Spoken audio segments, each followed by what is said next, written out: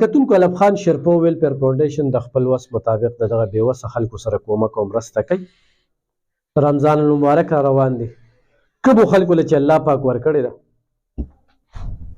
په خپل چم ګاونډ کې په خپل کلي کې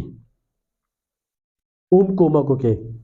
کوم خلک چې زموږ سره دي هغوی ته هم خواست دی چې انشاءالله په دغه رمضان کې به چې ګراني ډېر انتخا ته رسېدلې ده کوشش به کوو چې د خلکو سره مرسته وکړو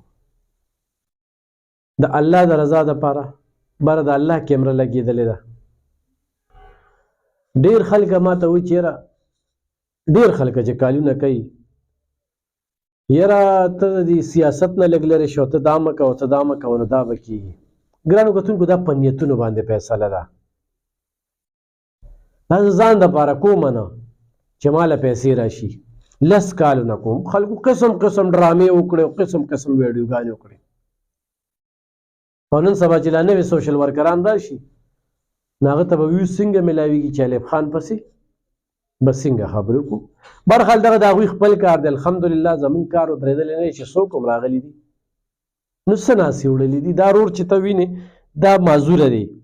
د ده د جوړونو بیماري ده. 3 وروڼه او 1 خور او بوډا سپین ګیرې پلار تاسو به کتلي هم کله کله راځي. پرون ما ته هغه کال وکړو نو دې چونکې بیل هم دی او دې چې کوم ځای نه راځي نو په 10 کې لوړه باندې دې کار هم نه کېږي. خو ما ورته په 2 کې یو راشي نو دواړه به دغه بوری به د ځان سره به یوسئ چونکې دا دې چې هغه ځای پورې وړي نو کریم ورپسې لګي. خو مجبوري د خدای دې څوک نه بېوسه کوي. د دې خلکو احساس مونږ سره دی ځکه چې ما د دوی کور د نن نه څو کاله مخکې لیدلی دی. دوی خال هم ما لیدلی. ما ته چې ټیلیفون وکړي 4-5 ورځې مسلسل نو زه ورته یم یا راشه یا مه راځه. داسې ده که نه؟ بلکل. ستاسو نوم دی؟ ذاکر الله. زه به هغه خبره کوم چې د الله نه پټېږي نه. لکه دا کیمره لګېدلې ده که نه نو چې د الله نه نه پټېږي نو چې زه تا نه پټه کړم د انسانانو نه پټه کړم نو څه پیدا یې نشته. داسې ده که نه؟ بلکل. خبره کې مې څه تضاد شته؟ بلکل صحیح خبره ده.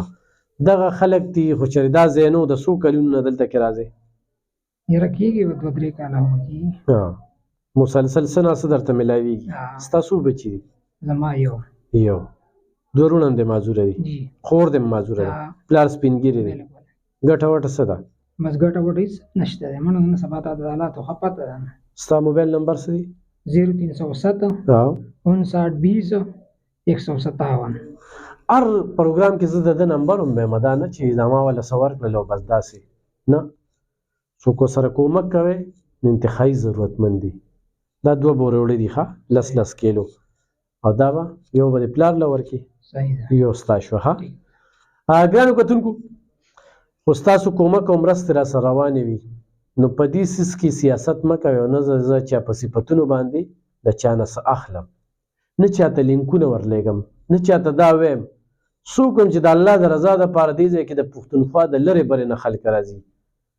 علب خان شیرپو ویلفیر فاونډیشن الحمدلله خلکو له کورونه ورکړل خلکو له چې کوم دی نو سلایي مشینونه ورکړل خلکو ته خوراک مسلسل ورکوي او ورسره چې کوم دی نو علاجونه کوي په یتیمانو سبقونه وایي ودونه کوي.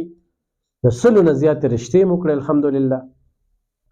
هغه خلکه چې هغه 15 مرلې کور نیکه 400 په هغه فارموله باندې په هغې کې هم 2 کاله او 3 کاله خلکه میشته کړل بغیر کرایه هغه ژوند کوي په هغه کوارټرو کې د هغې نه هم پیدا اخلي. موږ ولې د کوارټرو نوم ورکړی چونکې دا د دې خلکو کورونه دي.